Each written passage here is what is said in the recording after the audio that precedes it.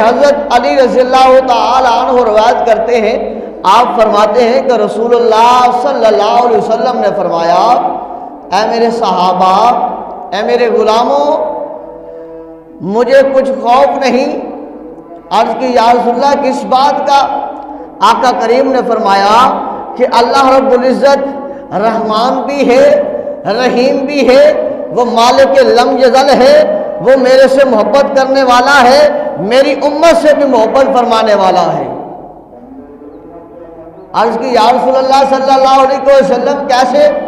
آقا کریم صلی اللہ علیہ وسلم نے تبسم فرمایا اور فرمایا، میرے صحابہ، اگر اللہ رب العزت چاہتا کہ میری امت کو جہنم میں ڈالنا تو میرا خدا جو ہے کبھی میری امت کو رمضان المبارک کا مہینہ نہ عطا فرماتا۔